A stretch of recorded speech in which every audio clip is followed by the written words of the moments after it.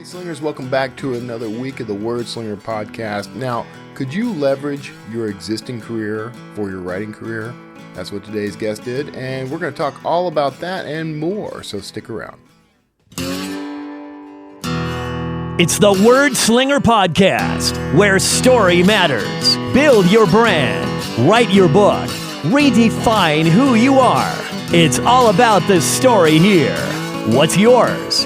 Now, here's the guy who invented pants optional, Kevin Tomlinson, the Wordslinger. Wordslinger. Well, I am Kevin Tomlinson, the Wordslinger, and I really appreciate you being here today. Now we're going to get right into this interview with George Mercer. This guy's he had a career 3 decades long as a national park warden in Canada, and he drew on that experience to inform the fiction that he writes. He writes these very interesting thrillers. I love the covers, by the way. We talk a little about all this in the interview, so you're going to want to stick through all that and stick around afterward. I'm going to just share with you some goings-on in the Wordslinger world. A few things. We got a couple of things. Some items of note, we'll say. So thank you for tuning in. Stick around. Listen to this interview with George Mercer, and I'll see you on the other side. Hey everybody, thank you for sticking around through the intro and for giving us a shot here today. Now, I'm chatting with an author. I love talking to authors, and I get plenty of them here, but I'm talking to George Mercer, and we're going to be talking about his work, his newest work, and his career. He's coming to us live from Vancouver, so thanks for coming all this way, George. Hey, it's great to be here, Kevin. Your arm's tired. No, so we had a little chance to chat before the show. So let's hop right into your work. Now, you've got a book that you're just releasing right now, right? Yeah, so I'm actually a former national park warden in Canada. Okay. And I'm writing the first fiction series written about Canadian national parks. A mystery suspense series started with a book called Dyed in the Green, which is the title book for the series. And I've just released book 4, which is called Fat Cats, set here in the Gulf Islands between Washington State and Vancouver Island. I'm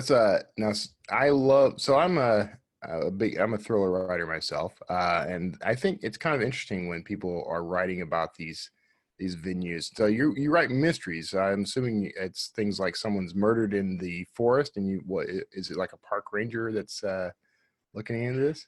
Yeah, so the series actually is so we call ourselves national park wardens in Canada, but we're the equivalent of park rangers and throughout the world. And the first book actually, Dyed in the Green, it is a mystery suspense series. The first book, Dyed in the Green, is actually more along the lines of a murder mystery. Okay. But that's not necessarily the intent for all of the stories. They all have a mystery suspense element to them. And really what they're about is dealing with the issues that face national parks and protected areas, not only in Canada, but in the US and around the world. And trying to ramp them up a bit with a little bit of a mystery suspense angle to entice fiction readers who might not otherwise read a story about our national parks, right, into learning something about national parks here in Canada and around the world. I think I actually like calling you guys wardens better than rangers anyway. Yeah, it's actually a term that I think it's more than 100 years old, that came about because in Canada, park wardens were initially fire wardens, and it was all around being, fighting forest fires and that. And I think the law enforcement component came a little later on. But yeah, it is a unique term, but it's basically compatible with the term park ranger that's used pretty well globally. Yeah. So now you're retired from being a warden? Yeah, so worked as a national park warden for more than 30 years, worked in 6 national parks from the east coast of Canada to northern Canada, the Rocky Mountains, and ended up here on the west coast to help establish a national park here in the Gulf Islands. And yeah, I retired in 2012 and decided to turn my passion for parks and protected areas and my interest in writing into a second career, writing fiction. How's it going so far? Well, I think it's going quite well. I've been able to put a book out each year of the last 4 years, Excellent. and just did the third printing of my first book, Dyed in the Green. And I'm self-published, but I have a great, an awesome cover designer from Portland, Oregon. The only thing that's not Canadian about my series is a cover designer by the name of Dan Stiles, who's done Okay. he's done the cover art for a well-known Canadian writer by the name of Patrick DeWitt. And yeah, so I think so far so good. And I'm working on a book outside of the series as well as book 5 in the series. So I've got lots on the go. That's fantastic, man. So, what? Now you said you're self-published. I'm also self-published, so we are brethren here. So, what made you decide to go with self-publishing? I think, I'll have to say I'm a little bit of a rammy, impatient person. And I actually wrote the first book, Dyed in the Green, almost 20 years ago when we worked in Jasper National Park in the Rockies. But the story was really about our experiences in Cape Breton Highlands National Park on the East Coast. I tried to attract a traditional publisher with the first draft of Dyed in the Green and didn't get any hits at all, but then it set for about 15 years. And when our kids were grown, when I retired, I went back at Dyed in the Green, and I made a couple of inquiries, but what I found basically was that you make a submission and you're supposed to get a response within 6 months, and often I wouldn't hear for a year and a half. Right.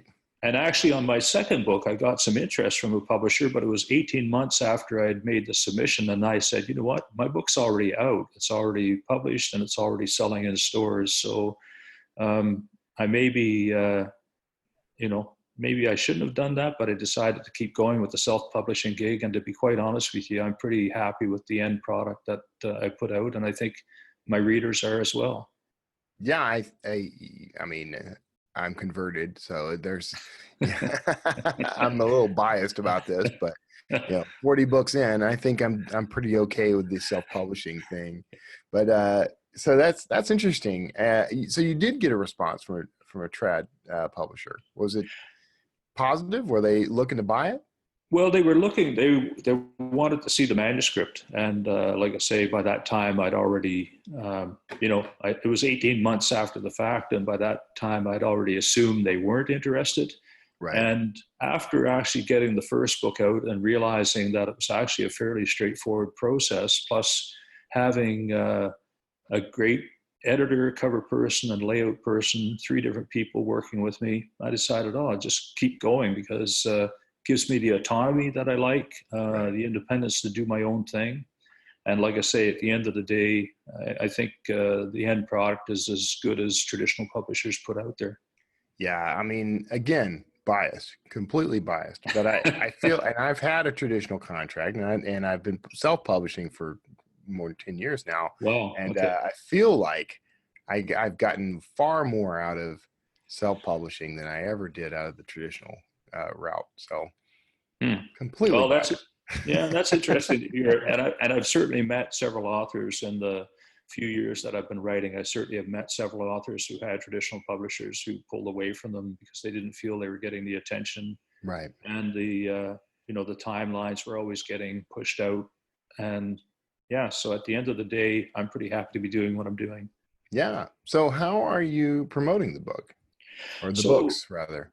Yeah, so it's, I guess, a little bit of paid advertising. I'm on social media through Facebook, my own website, and things like Twitter and that. But probably Facebook is the biggest thing. I do a little bit of paid advertising with some book magazines here in Canada.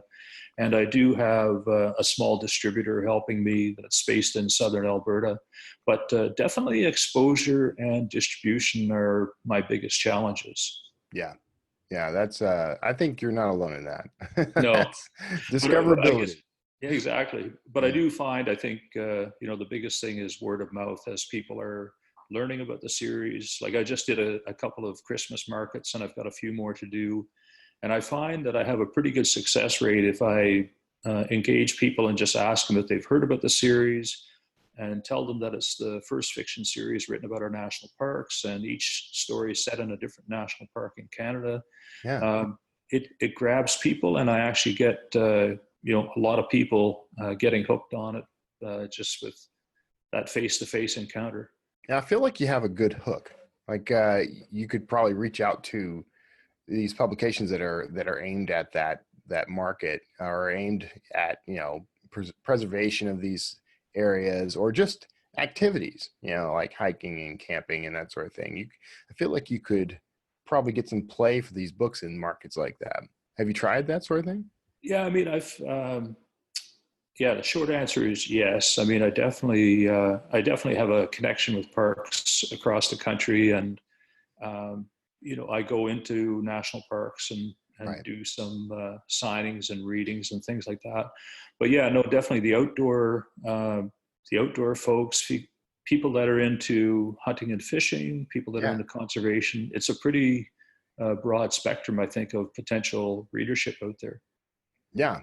I like how it kind of narrows things down a little, because there are plenty of people, it's actually, the first person I thought of when you started describing what you were doing was James Rowlands, the thriller author, who often ends up writing about parks, park rangers, that sort of thing. I mean, he branches into all kinds of things, but I noticed that as a theme occasionally with his work. So first thing I thought of, but yeah, so I guess my initial inspiration was from Nevada Barr, who was a former U.S. National Park Service ranger, and now a best-selling author.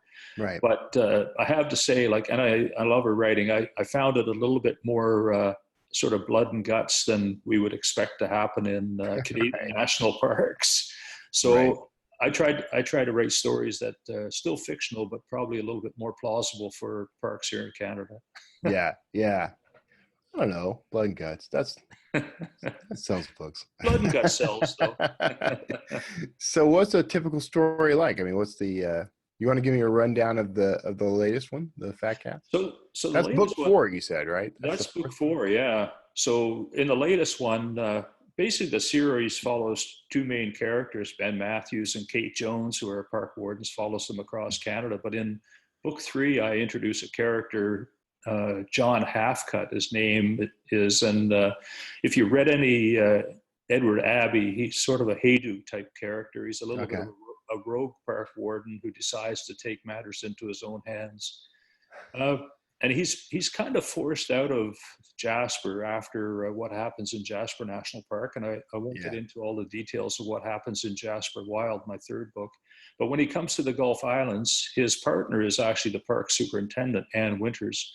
And she's tasked with trying to establish this new national park. And she's kind of hoping that John will stay out of trouble and not sort of cause too much turmoil for her.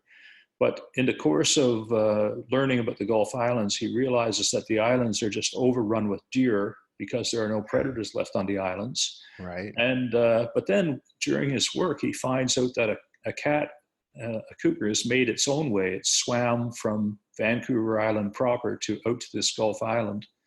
And so he discovers a cougar is on the island, and decides to not tell anyone about it and just let it do its thing to knock down the overabundant deer population on the island. But unfortunately, some of the landowners on the island find out about the cougar, and basically they take a vote to have it destroyed.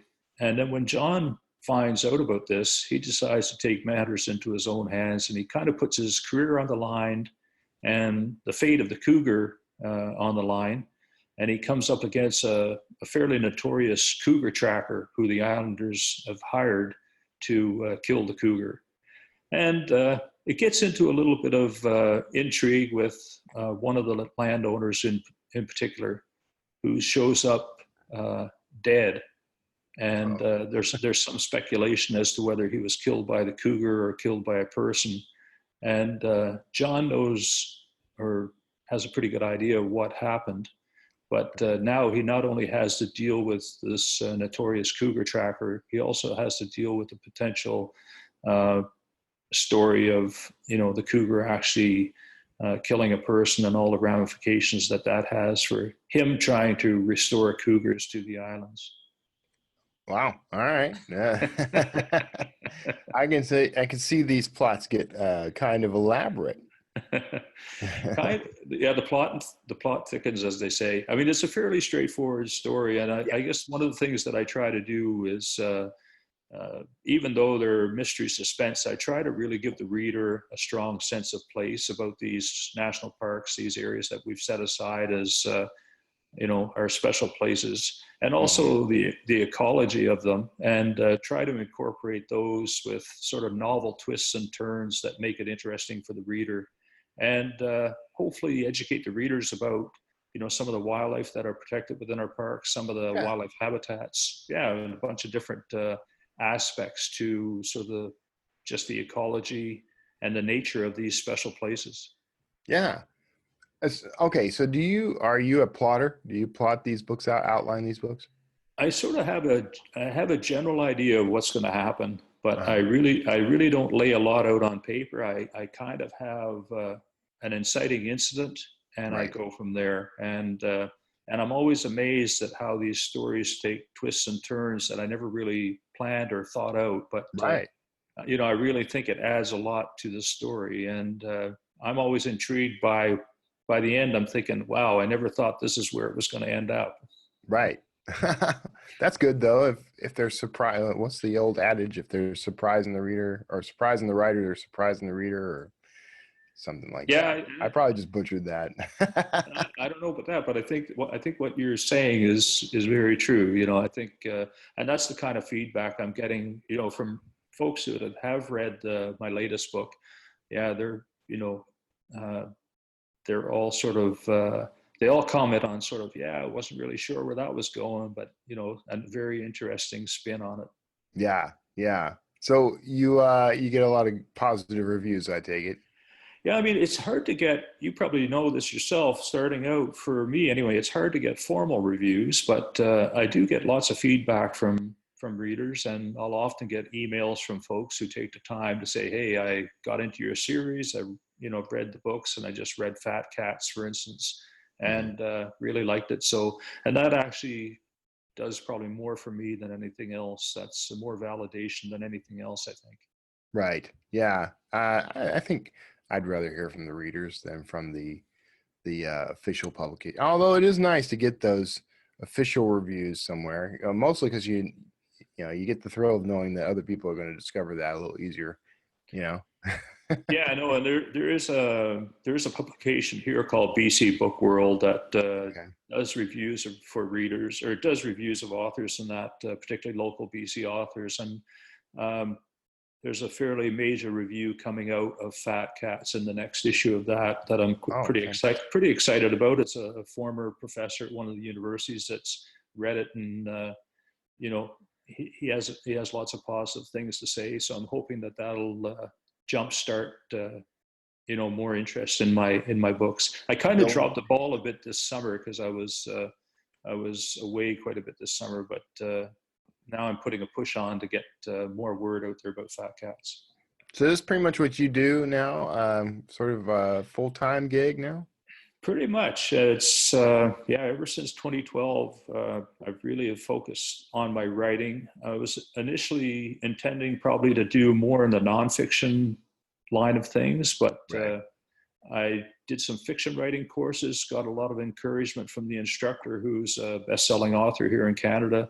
And then I got a really good response with Dyed in the Green, the first book and the title book in the series. Right. And just went from there. So I'm pretty well 24/7, 365, a writer. I like how Dyed in the Green has that built-in pun. Not a pun really, but the whole died thing is at play there.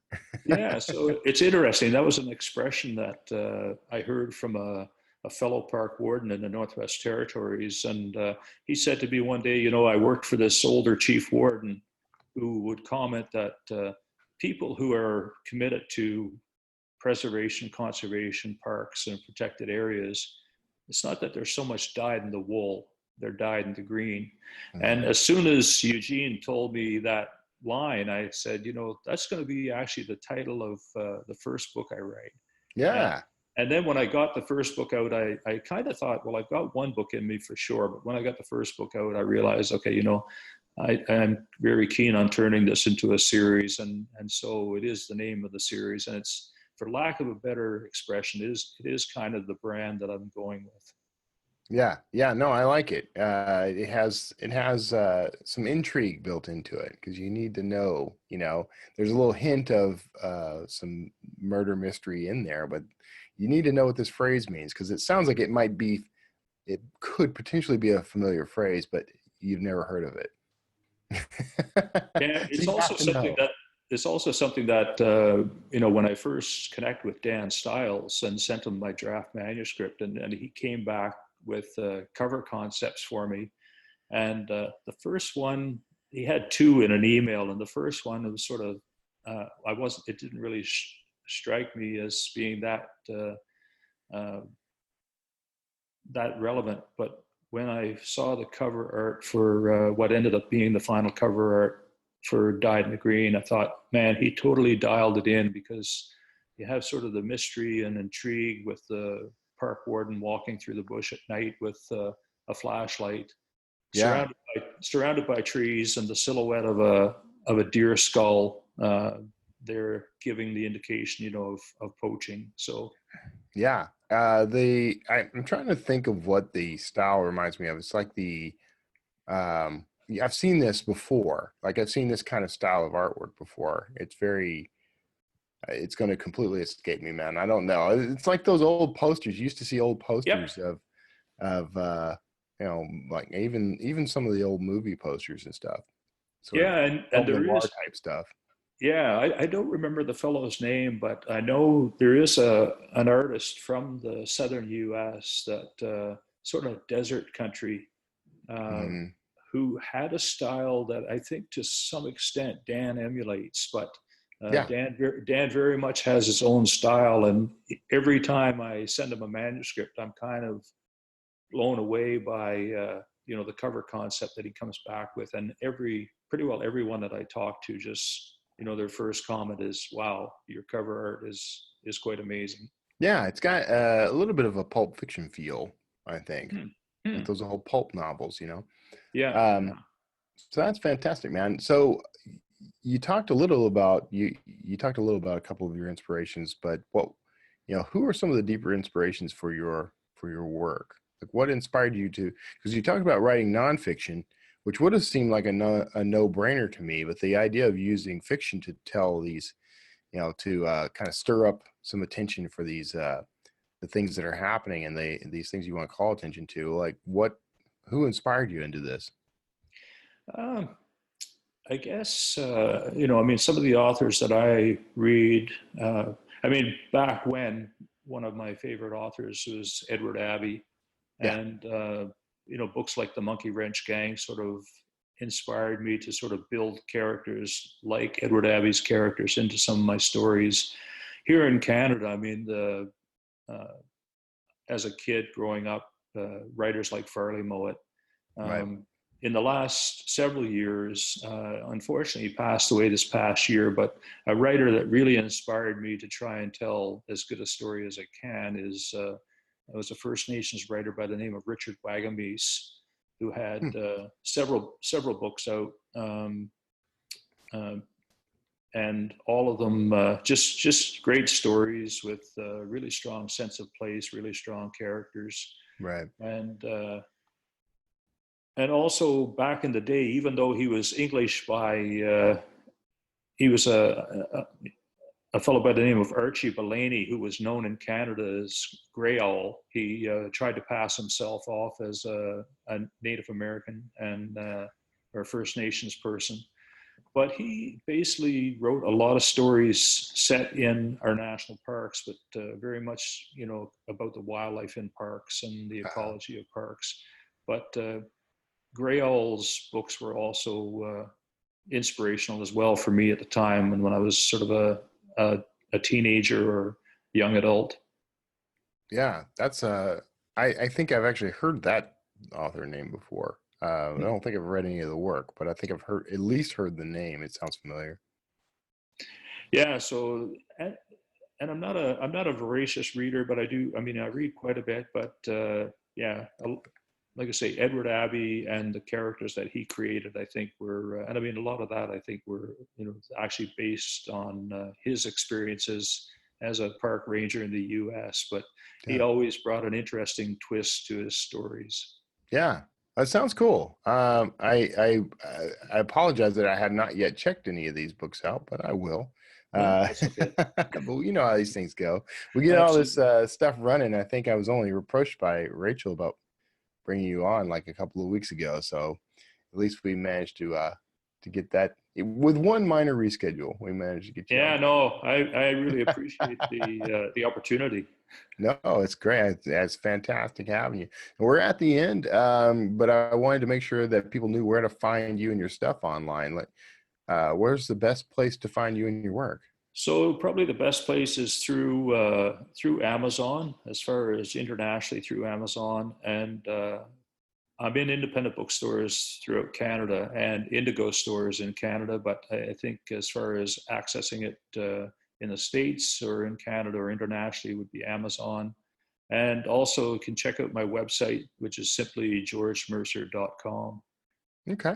All right. And of Okay. course, everyone, you will find links to all this stuff in the show notes. So make sure you check that out at wordslingerpodcast.com. George, thanks so much for being a part of the show, man. I'm glad you were on. Hey, thanks for the time, Kevin. I appreciate it. And likewise, I'll have to check out your writing and get into some of your books. And good luck with things. I appreciate that. I hope you enjoy them. Maybe I need to start looking at your cover designer. Get some Pulp Fiction style. Maybe that's the wrong term. That could be the wrong term, but Yeah, I'm not sure. I'm not sure, but hey, take care. Thanks a lot.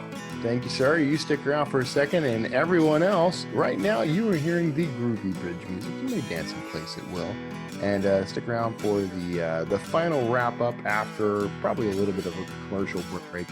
We'll see you all on the other side. Hear your book the way it was meant to be heard. With a fully custom soundtrack based on your material. An album of music that perfectly fits your characters, your settings. Hear your book today. SonataInscribe.com. Well, I hope you enjoyed that interview with George Mercer, and I hope you got something useful out of that. I love the idea of using your career experience, even if you're still currently in that career or past career experience. I love the idea of leveraging that for your fiction. It kind of comes down to that idea, that sort of age-old advice everyone gets about write what you know. What that comes down to, in my experience, is you want to leverage the things that you encounter daily. You want to leverage the things that you know from personal experience. Write what you know isn't about. It's not. Well, let's shift gears here a little. Write what you know is not actually about always writing only what you have directly experienced. I know that's the way some people interpret that, but in my experience, and from the advice I've gotten from mentors over the years, even Judy Blume, I'm taking Judy Blume's masterclass right now. She even talks about something like this. But the idea about writing what you know is you can think about circumstances. Let's just give, for example, my books, the Dan Kotler books, the thrillers. Now, I've never been to Egypt. I've never been on a dig site in Egypt, but I've been on dig sites, and I've studied Egypt. I've looked at information about Egypt. I've watched films. I've watched documentaries. I've seen this from a variety of angles. So what I'm able to do is synthesize the things I've learned vicariously with the things I know from personal experience, and that allows me to sort of extrapolate, I guess. Now, there's a lot of guesswork in there, and you're going to get things wrong. And people are going to call you on it, especially if you write a genre like thrillers, people are going to call you on it. People like their details to be right. So, and believe me, they will let you know. But you can, the resources we have available to us today, things like Google Earth and YouTube and just, a variety of websites out there. You can see maybe on the shelf behind me, the glowing shelf of wisdom back there. I have a volume of the Atlas Obscura. They have a website. It's just wonderful for getting ideas and for doing a little bit of research. So there are a lot of ways that you can sort of supplement your personal experience, but your personal experience is how you're going to find the emotion of those moments, and how you're going to find the details that make a moment feel real to the reader. So that's what I believe is meant by write what you know. In other words, don't try to fake an emotion that you've never felt, but you can probably get by with faking a location you've never visited, or even a job you've never held. If you read up on how a career works, for example, suppose you're writing about this is something I've been thinking about lately, actually. Suppose you're writing about someone who is a train conductor, a train engineer. You may know nothing about the job. You may not have done the job yourself.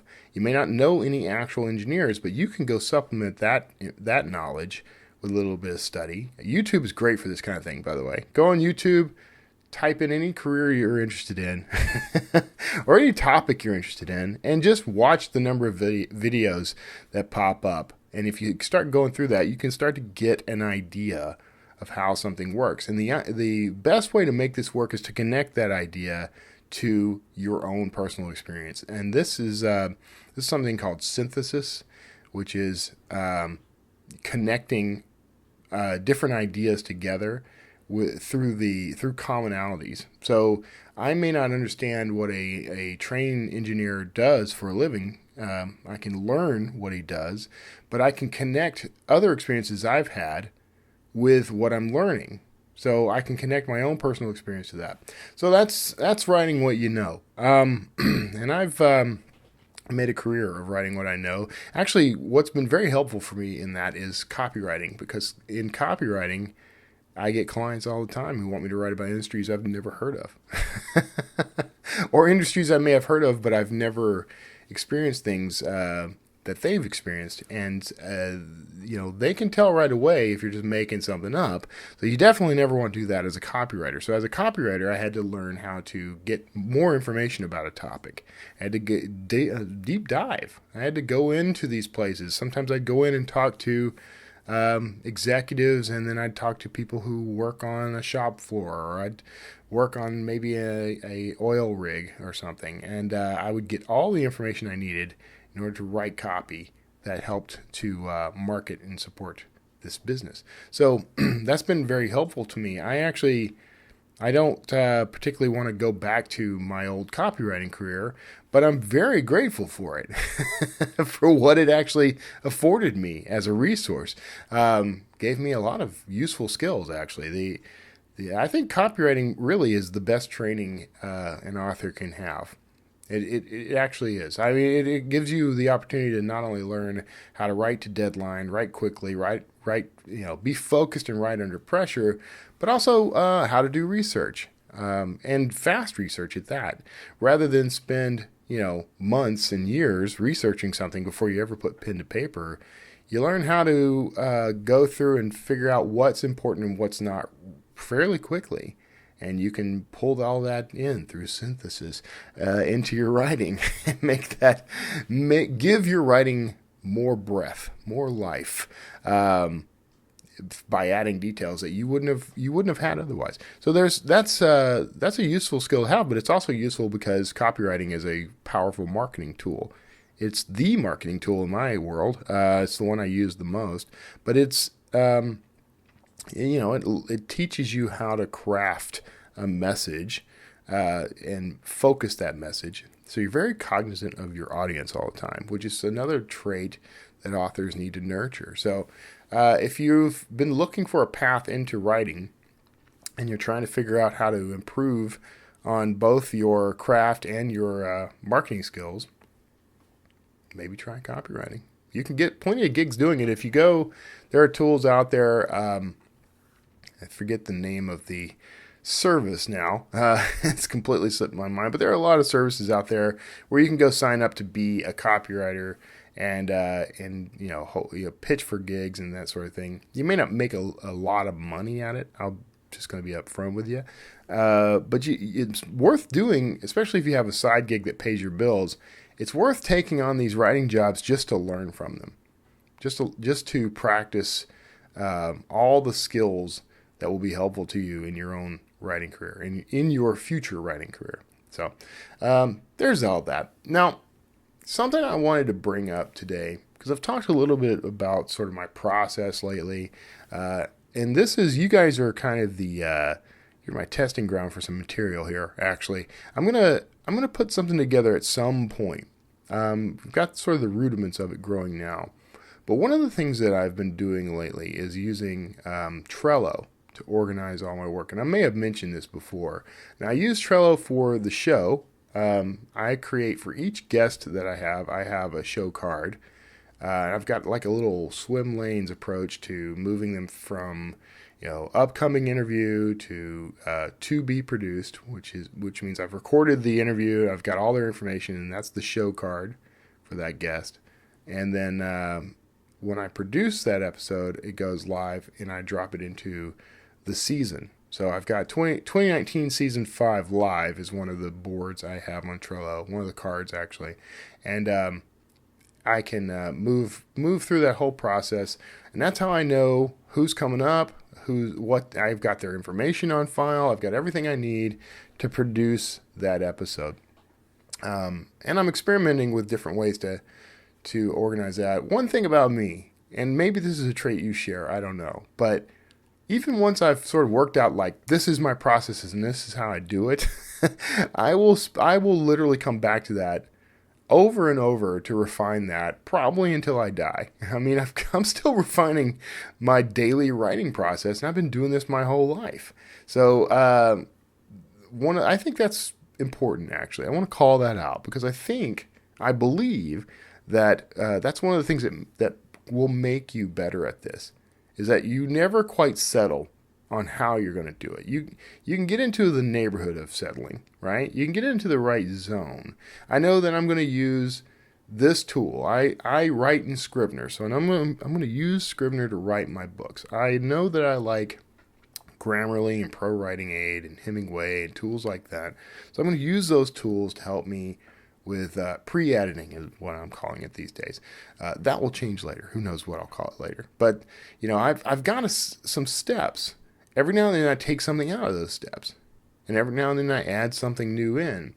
And I just sort of experiment to see, like, is this more efficient? Is this a better way? Is this, if I write this short story in Scrivener, am I able to do it as well as I would if I wrote it in Microsoft Word or Google Docs? Because there's a different environment there. There are different sets of tools. And to me, a short story is a different animal than a book. I like Scrivener for books because it's non-linear in a way. Like and I know there are ways to do this in Microsoft Word, by the way, but it doesn't work for me on Mac. For whatever reason, they don't include the same type of tools on Mac. But in Scrivener, I'm able to grab a scene and rearrange things, rearrange chapters. It's all very neat and easy to do. I don't have to worry that I'm going to lose something, screw something up, leave something behind. I know where it is. I can see it. That's primarily my way of using Scrivener. But when it comes to shorter work, I tend to prefer Microsoft Word or something like Word because it is completely linear. So my short stories, I don't tend to rearrange scenes as much. They're almost front to end. They're pretty linear in their storytelling because they're compact, and I need that efficiency. So Word forces me to be efficient. It's a lot like copywriting. So I have two different tools for two different types of writing, and I think that is that works well for me. It might work well for you. You might consider that. So getting back to Trello, now I've been using it for producing the show for the past couple of years, but it's only been recently that I've started using it for my fiction, organizing, sort of the mechanics around everything, but also the writing itself. Now, I think I could probably, if I were an outliner, I can see a way to use this as an outline tool. One of the ways that I do things, so my books start with a title.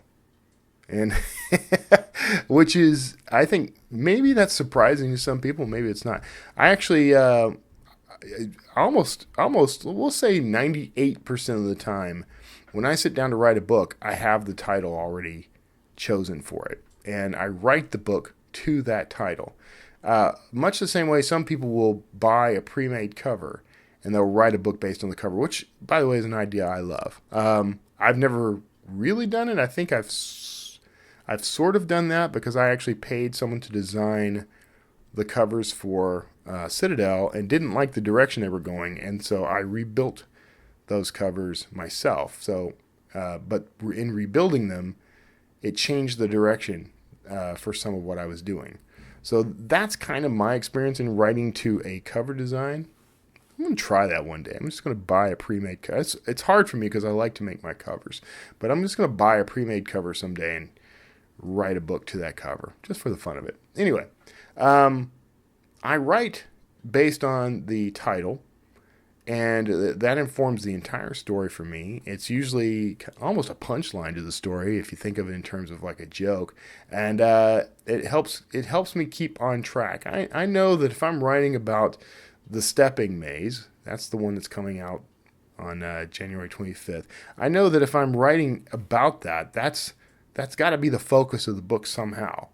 It's got to be the inciting incident, or it's got to be the MacGuffin. It's got to be something important to the story. And some of my titles are a little esoteric. None come to mind. But you can almost, if you go down the list of titles that I have, the Coelho medallion, well, the focus of that book is that medallion. The Atlantis riddle. The focus of the book is solving this riddle of what might be Atlantis. The Devil's Interval. What is it? Why do we care about it? What's the impact on the story? So each of those titles really is the subject of the book, and I may shift and move away from that in some respects, but in the end, that's the heart of the story. In Trello, I keep a list of all these titles that are basically upcoming books, and then I also have my in-progress stuff. So what I've started doing, this is new. This is something I'm experimenting with, and I'm going to refine this over time. Much like my show cards for my guests for the show, I have a card that is for a specific book. And over time, I build up all the assets for that book in that card.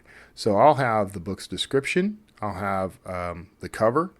I'll have, if I get quotes from people, I'll have a list of the quotes. I have a list of the characters, places, artifacts. I'm experimenting with how I want to handle all of that. Now, as I'm writing, I use Apple Notes to keep track of all that information. I have this huge Dan Kotler note. But it's messy. It's a little unorganized. It's perfect for quick reference for me. But eventually I want to hand all this stuff off to other people. I may make these the board with these cards public at some point. Mostly so that when I do PR stuff, people have a resource to grab from. So if you are a blogger or a podcaster and you're trying to feature me and my work, I send you a link to my Trello board for that book or whatever, the card for that book, and you've got everything you need. So, which means I need to do one for my my author stuff, my photos, headshots, a list of links and social handles, bios and different links. You want to always have like a range of like 25 words, 75, 100, and maybe a long epic one for people to draw from. So this is a way, using Trello in this way allows me to kind of keep everything organized and expand. And eventually it's going to mean that I can hand this easily off to other people to help me manage some of it. That's going to become more and more important as time goes by. But here's what's interesting to me. Several times now, I've come to a point in my career where I thought, man, I need to hire a VA. I need to hire somebody to help me manage this stuff. And each time, I've had to go through a process of refining and organizing so that it was ready to hand off to someone, so that I wasn't wasting time and money making my job more difficult by giving it to someone else. And in doing that, I end up finding new ways to do all the work that make it easy enough for me to keep doing on my own. So I never end up hiring. I briefly have had VAs in the past, and I have people I call on for certain tasks, but for the most part, I kind of like having a one-man shop, you know? But I think eventually I will get to a point where I definitely want to be able to hand off some of the tasks that I do that I don't need to do on a daily basis to someone else that is qualified and has all the resources he or she needs to do the work. I think that's coming. I mean, I've been saying this for years, actually. But like the production of the show, I keep saying, I need to hire someone to produce the show, so it's not such a burden on me. But I've refined this show to a point where there's nothing for me to hand off. I mean, if I hand off the production, I'm not really handing off much of anything at this point. Because most of the work is what I'm doing right now, sitting and talking to you. That's the majority of the work of producing the show now, because I kept refining that process. Trello is helping me to do that.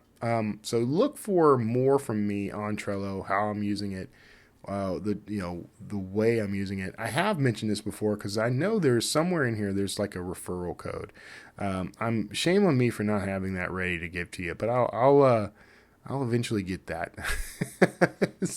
But in the meantime, if you need to hop in and start doing Trello stuff, man, I recommend it as a tool. It's a nice visual project management tool.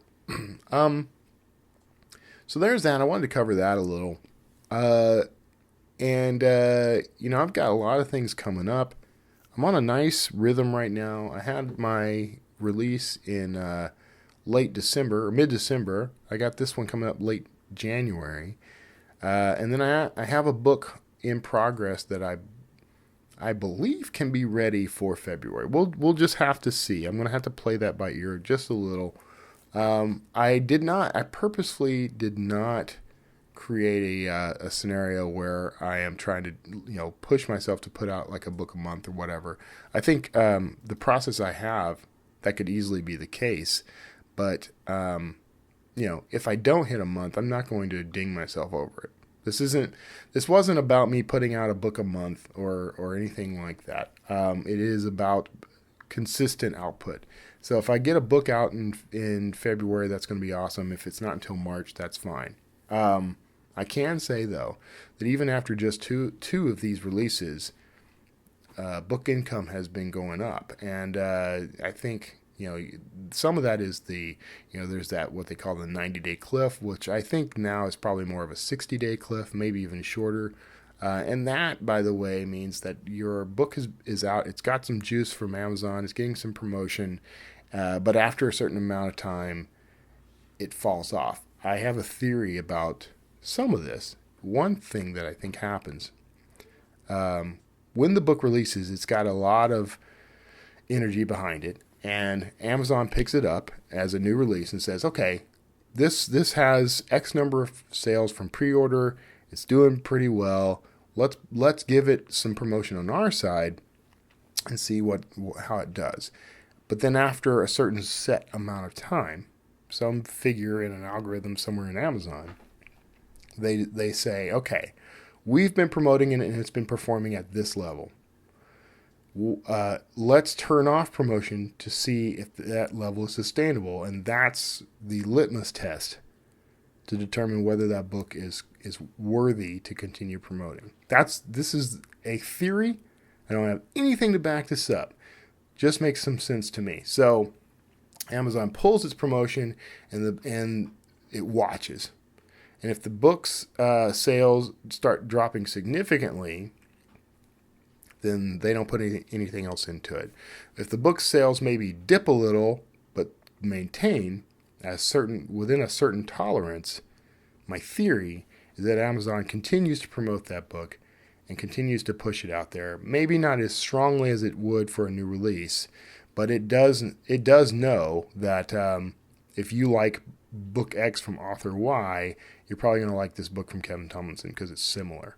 So they're able to put all that together, and that's how I think they sift through everything to help refine the recommendations. That's a theory. Actually, it's a hypothesis because I haven't tested it and I can't verify anything just yet, and probably never will. So you may disagree with that. You may have a whole other perspective on that. You may have some actual legitimate insight into that I lack, and that is all absolutely fine.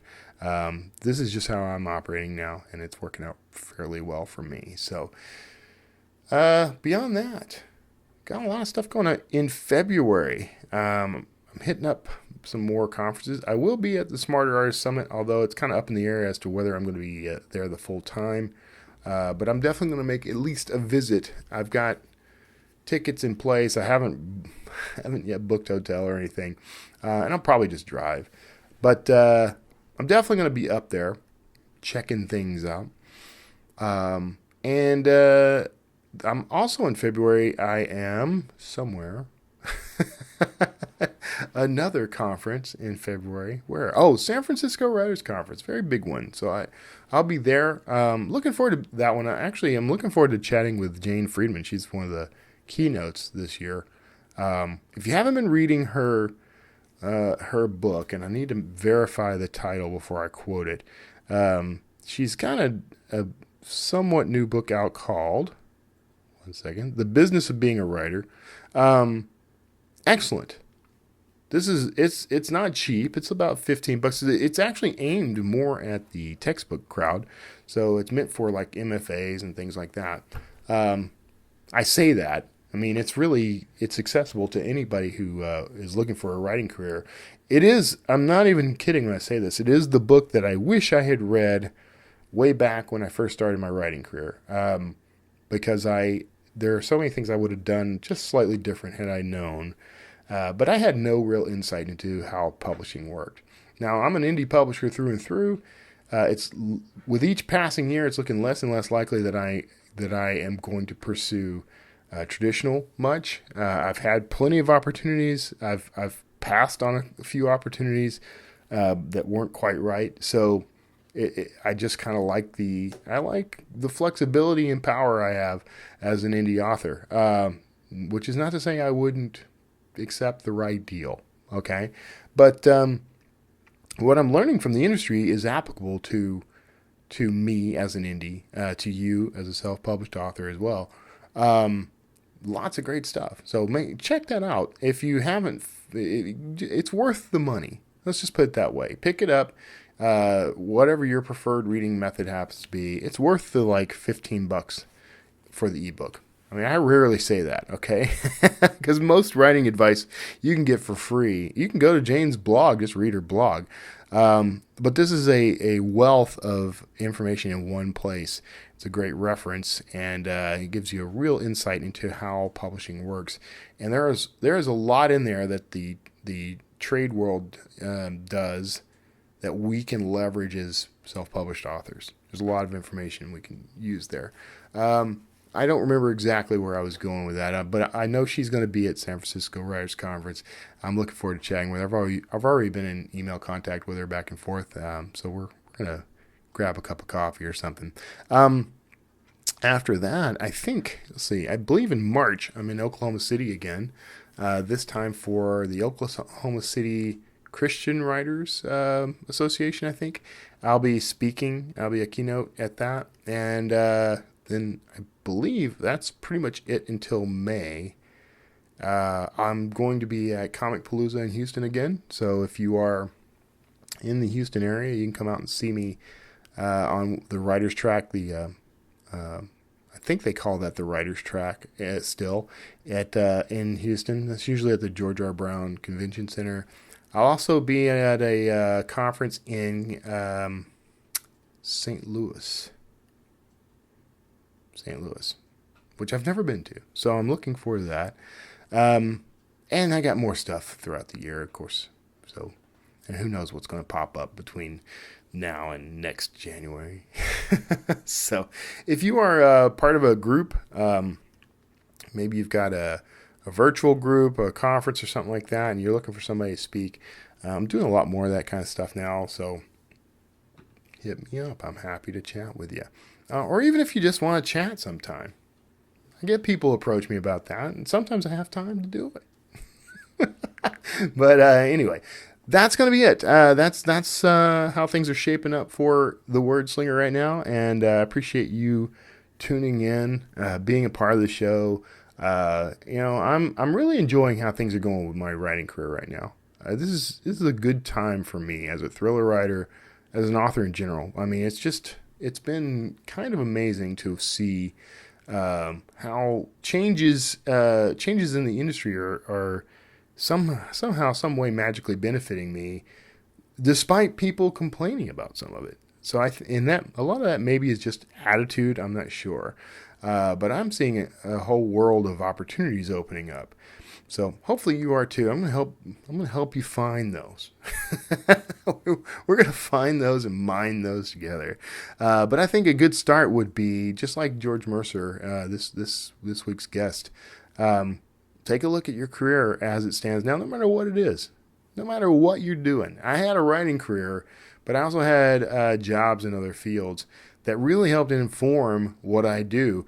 And I think that is applicable to anyone, no matter what you do. If you're a truck driver, if you work at Starbucks, if you change tires for a living, whatever it is you do, I bet you $1. I bet you a whole American dollar that there is information coming to you through that job that would be useful to you. There's experience and information that you can pour into your writing and make it richer and deeper than you probably ever imagined. So, all that said, we're going to go ahead and wrap it up. God bless each and every one of you. I'm so glad that we get to spend this time together. I love all of you, and I hope you have a wonderful weekend and week ahead. I'll see you all next time. Hey, thanks for tuning in to the Wordslinger podcast. Now, you can support this show by visiting wordslingerpodcast.com. That's where you're going to find back episodes, books by me, and links to anything and everything Wordslinger. And be sure to subscribe to this show on iTunes, Stitcher, YouTube, and anywhere else fine podcasts are sold. I'm Kevin Tomlinson. Thanks for tuning in, and we'll see you next time.